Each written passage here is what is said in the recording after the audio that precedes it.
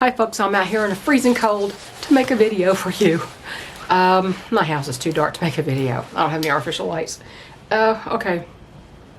This video is kind of along the lines of, what the hell world have I ended up in?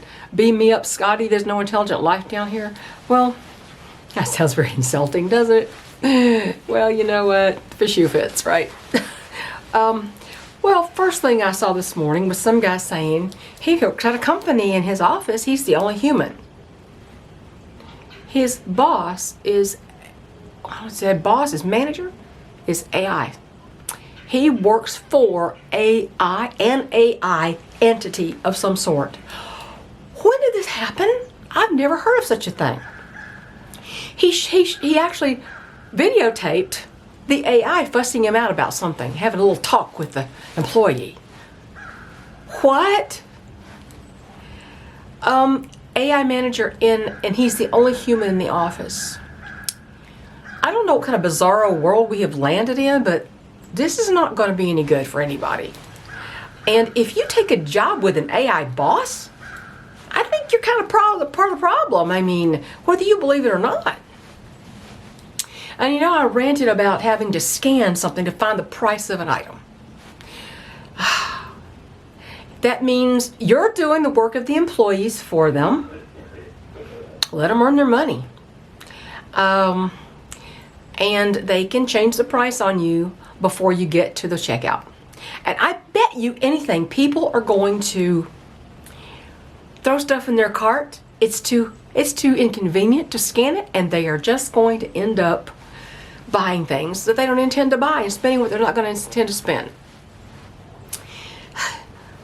And somebody was complaining about the meat department somewhere. I don't remember where that was. I don't think it was a Walmart, but they said, look, this has a price on it, this has a price on it, this has a price on it, but look at this, this has a barcode. It's meat, supposedly.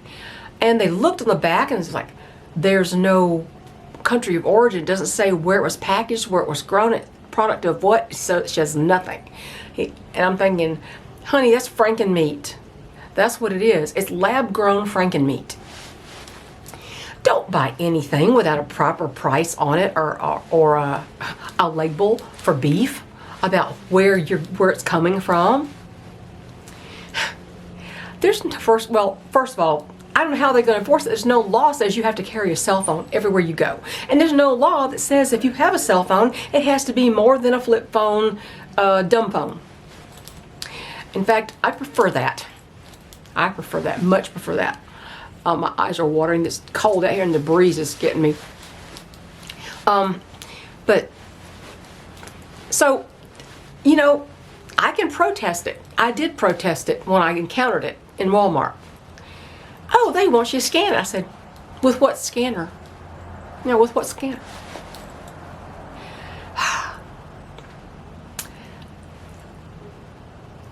The only, you know, I tell you what, one way to protest it would be to go up to the customer service and say, where's my assigned employee? And they're not going to know what you're talking about. And you're going to say, there are half the things here don't have prices on them I can read. I don't scan. I'm not a scanner. I don't scan. Therefore, I need an employee to be assigned to me to walk around with me during my shopping trip and tell me the price of every single item, because there's no legibly human label on this thing. I guess that's the wrong way to say it.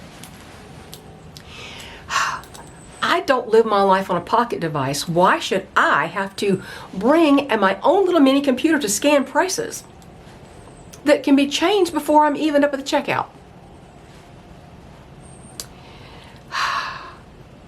I could also do something. I should go throw a ton, make sure everything I throw in my cart doesn't have a price on it. A human written price. A human can read a written price. And, you know, like I say, I can go to the cashier and say, okay, here's what we're going to do. You're going to stop every time you scan something and tell me the price of every single item that I have in this cart. Because I don't have a scanner. I'm not a human scanner. And I'm not going to, I know someone's going to go, you have a cell phone. Not really.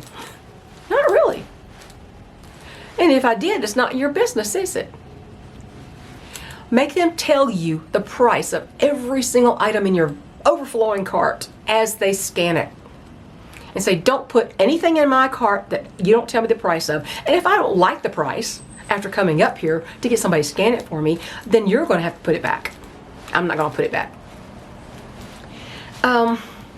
See, what you allow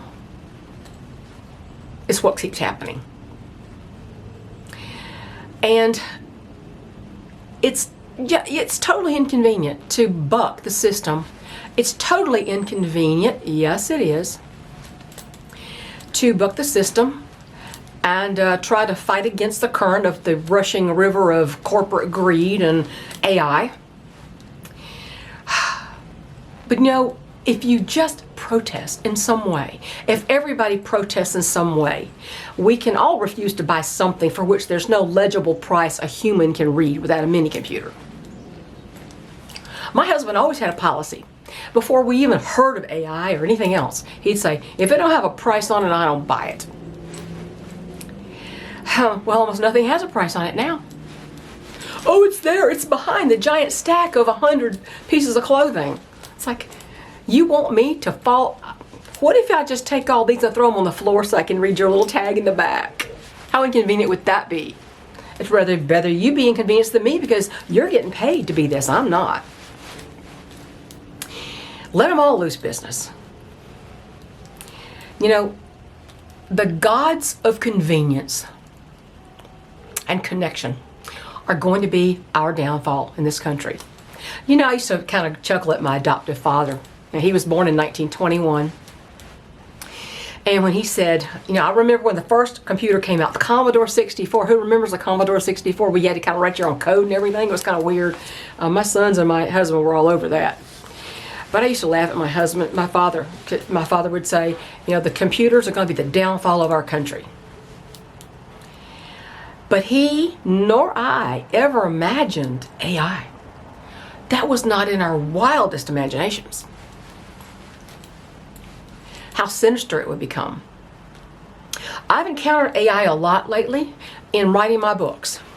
And the way I'm talking about is, there's a writer's program that helps you do proper grammar and stuff, makes suggestions, tells you when the words are misspelled or whatever.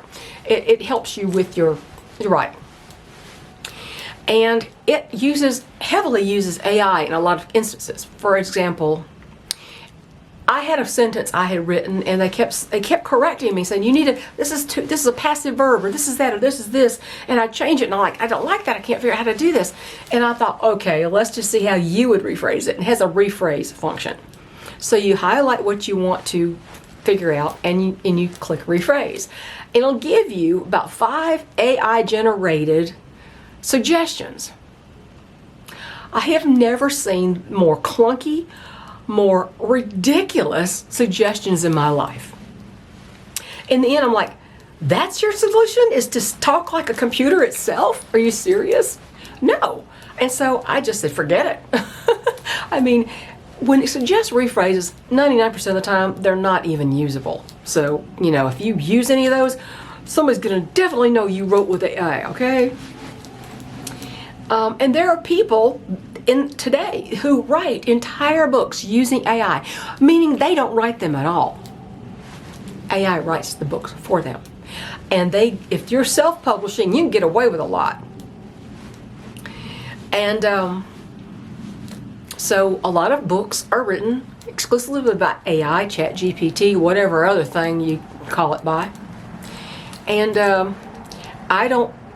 in my opinion, if you submit a book that is written partly or in whole or part by AI, literally written by it, not suggestions of rephrasing, but literally written by AI, you are not an author. You're a fraud. You're just a fraud. That's plain and simple. You're just a fraud. So, don't buy meat that only has a barcode. You don't even know what you're buying. I can tell you most likely you're buying Franken meat, lab-grown meat. And but a lot of people, I know people more than I'd like to. People will look at it and they go, oh, there's no price on it. And because they want it, they'll throw it in their cart and they will buy it anyway. That's called participating in your own demise. That's what that's called. I just want to say, don't be an Eloi in a world of Morlocks. If you know the time machine story, you know the Eloi were innocent. They were grown-ups. They were innocent little children. They didn't know anything. They were innocent. They played and played and played until some kind of signal sounded, and they all went blank, and they lined up like robots, and they marched to their deaths.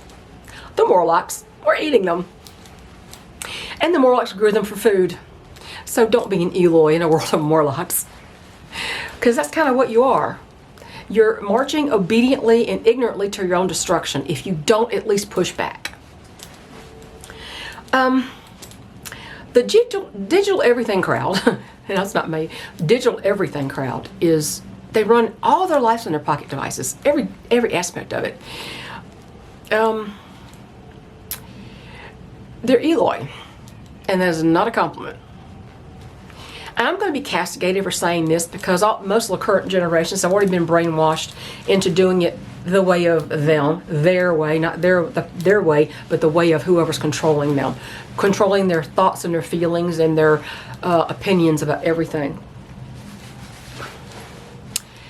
And, you know, that elusive them who wants to control us and make us do their bidding. And everybody's blindly following the Morlock crowd into the cave, and that's the end of them. So that's what I wanted to say about some of that today. AI is the worst thing that could ever happen to this country.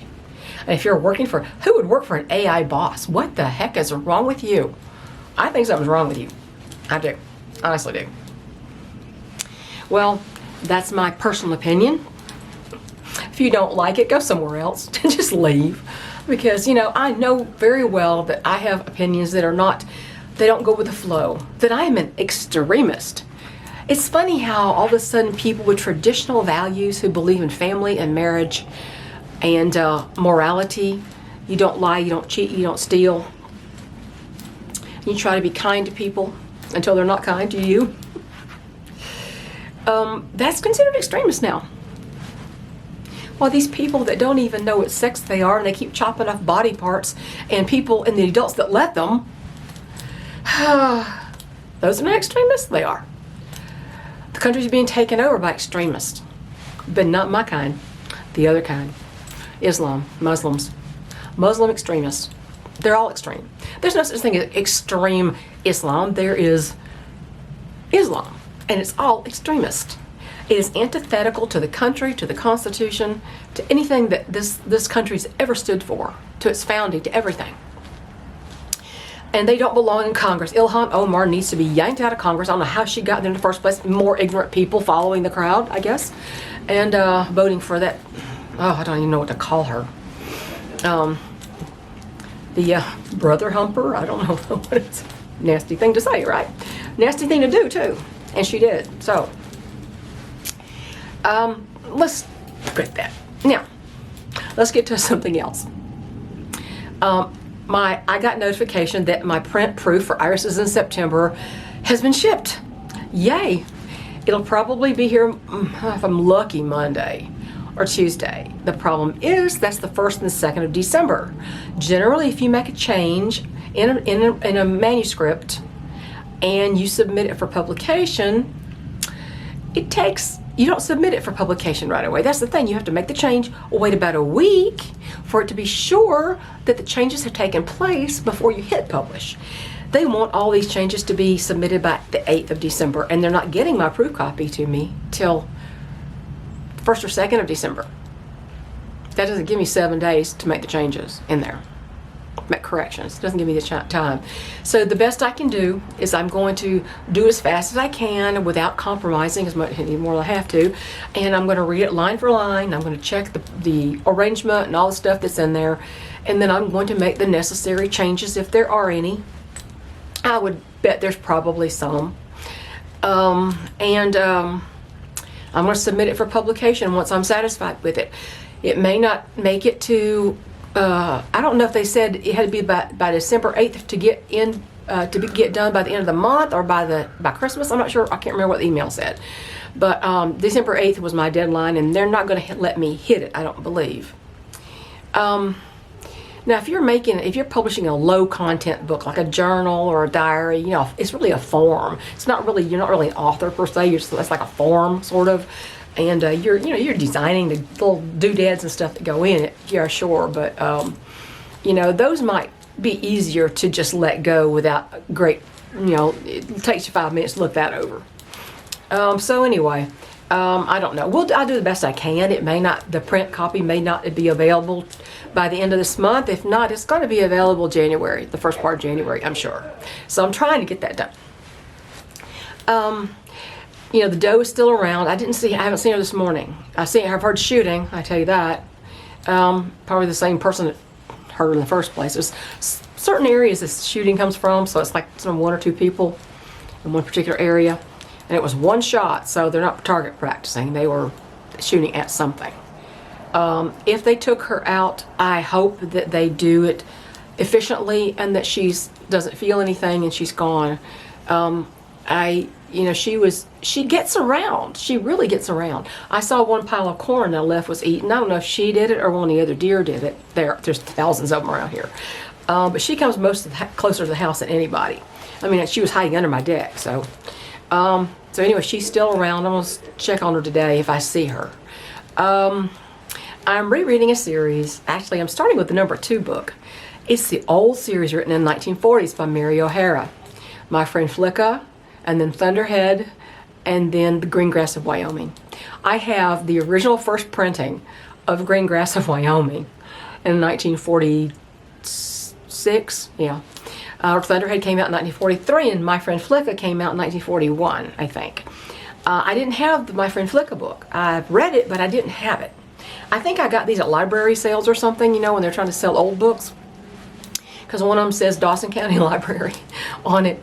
I'd never been there, so I could have stolen it. I thought I can see if I can find a copy of My Friend Flicka in near the original printing, if I can. And first I looked at Amazon. They want $30-something for a library copy of it. And I thought, nah, that's not right. So I looked at ABE books, and I finally found something on eBay. I found several versions in a paperback with more modern looking covers, but I wanted the hardback with the dust cover. And I found one that had the original 1941 date, but it was the 12th printing of it. And it looks like it was probably the original cover or the next to original cover. And so I ordered it. It was only $8. So it was amazing. It was in really good shape too. For a book in 1941.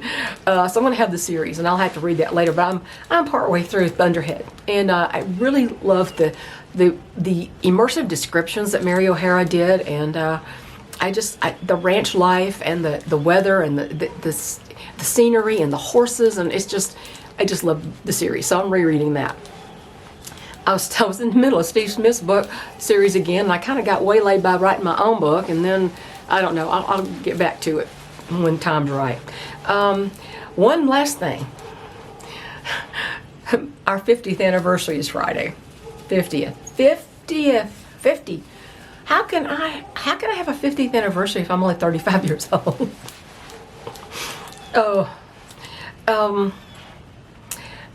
We don't know what to do. We don't go out to eat anymore. So I said, I don't know. I'm looking at the prices of any sit-down restaurant around here, and it's, I don't want to spend $50 for a meal that neither one of us think is as good as what we could cook at home. What am I going to do? Now, my husband made me a pizza. The crust was a bit of a cheat. He made a very, very, very, very thin crust, and everything else on it was basically carnivore, ketovore. And it was really good. And I thought we could make it a pizza, or we could sit at Pizza Hut, but I don't think the Pizza Hut in town has a dine-in anymore. Every time I look at their website, they've got carry-out and delivery, but mention nothing about a dining room, so I don't know if they have one anymore.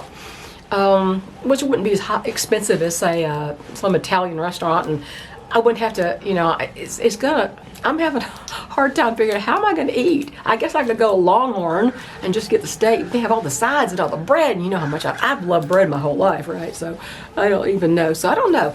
Do we just do something, be true to ourselves and be frugal and stay home and cook our own meal? Or do